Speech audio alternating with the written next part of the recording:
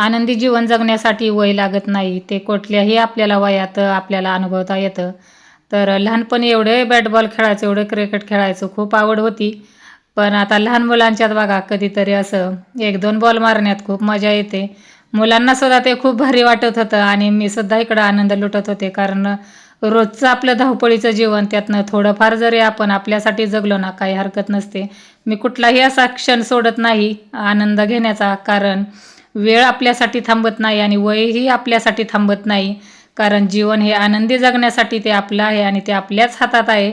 कारण आनंद हा पैशाने विकत घेता येत नसतो. वस्तू कितीही आपण पैशाने खरेदी करू शकतो, पण आनंद मात्र पैशाने तो कधीच आपल्याला मिळत नाही.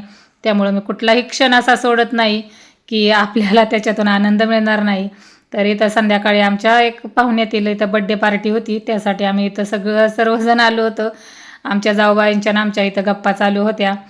आता गप्पा म्हणलं की त्या कुठेही चालूच असतात. इकडं हळदी-कुंकू म्हणलं की प्रत्येक समारंभात हे असतंच. हळदी-कुंकवाचा खूप मोठा मान असतो. आमच्या इकडं ते प्रत्येक कार्यक्रमात चालूच असतं. इथं रिटर्न गिफ्टसुद्धा मिळालं आणि इथं बघा लहान मुलांची आणि सगळ्यात त्यांची तर एवढी अशी उड्या मारणं चालू होतं. कारण मुलांना म्हणलं की बड्डे पार्टी म्हणलं की त्यांच्या खूपच आवडीचं आलं. आता इथं केकसुद्धा कापून झाला. आता वेळ आली ती जेवणाची. सगळ्यांनी इथं लाईन लावली होती. आम्हीसुद्धा त्याच लाईनीत उभा होतो. सर्वांनी आपापली ताटं वाढून घेतली आणि बघा इथं आमची सर्व फॅमिली इथं एका टेबलवर. मग काय एवढं छान जेवण होतं. भूक तर आधीच लागलेली. मग काय मस्तपैकी ताव मारला आणि रिटर्न घरी आलो. आजचा ब्लॉग कसा वाटला नक्की कमेंट करा.